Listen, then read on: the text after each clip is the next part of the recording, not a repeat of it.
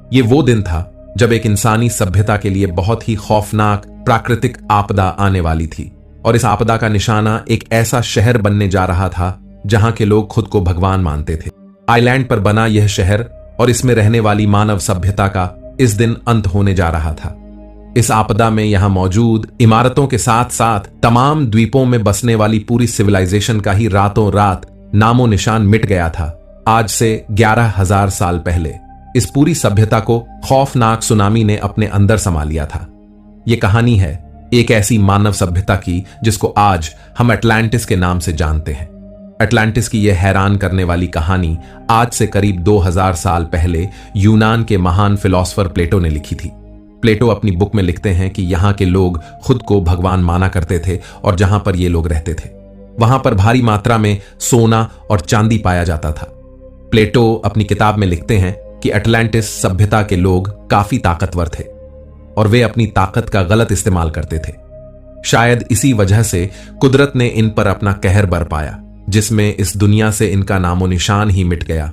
आज से 2000 साल पहले प्लेटो द्वारा लिखी गई अटलांटिस की यह कहानी आज एक इतिहास की अनसुलझी घटना बन चुकी है, क्योंकि इतिहास में ऐसे कई अनगिनत किस्से मौजूद हैं जिनमें तबाही के चलते कई शहर आज समंदर में डूबे हुए हैं। शायद इसी वजह से कई लोगों का मानना है कि अटलांटिस भी समंदर में डूबा हुआ है। लेकिन हैरानी की बात यह है कि इतना बड़ा शहर और इसमें रहने वाले लोग अगर समंदर में रातों रात डूब गए तो आखिर वह दुनिया की कौन सी जगह थी जहां अटलांटिस के लोग रहा करते थे। इन्हीं सब सवालों का जवाब जानने के लिए वैज्ञानिक, आर्कियोलॉजिस्ट और कई खोजकर्ताओं ने पिछले कई हजार सालों से कोशिश कर रहे हैं।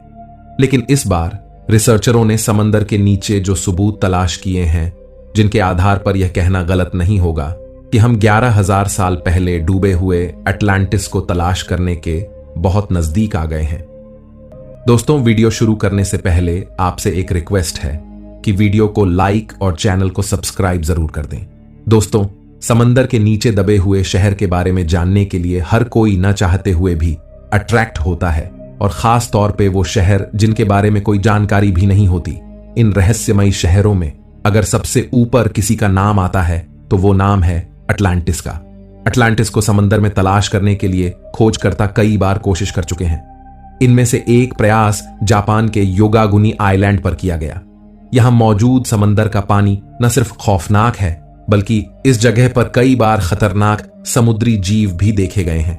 लेकिन इन सब खतरों को नजरअंदाज करते हुए एक डीप सी ड्राइवर ने योगागुनी आइलैंड में ड्राइव किया तो उसने जो मंजर देखा वह हैरान कर देने वाला था। उसने एक अजीबोगरीब पहाड़ से बना हुआ स्ट्रक्चर देखा जिस पर सीढ़ियों जैसे स्टेप्स बने हुए दिखाई दे रहे थे।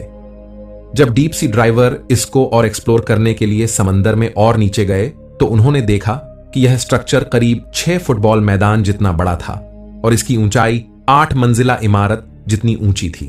लेकिन और ज्यादा जानकारी जुटाने के लिए जब सोनार टेक्नोलॉजी का इस्तेमाल किया गया तो जो 3D स्ट्रक्चर सामने आया वह हैरान कर देने वाला था।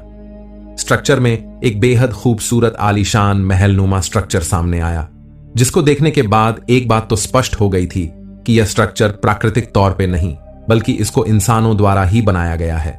लेकिन जब इस स्ट्रक्चर की कार्बन डेटिंग की गई तो पता चला कि यह स्ट्रक्चर करीब 11,000 साल पुराना है।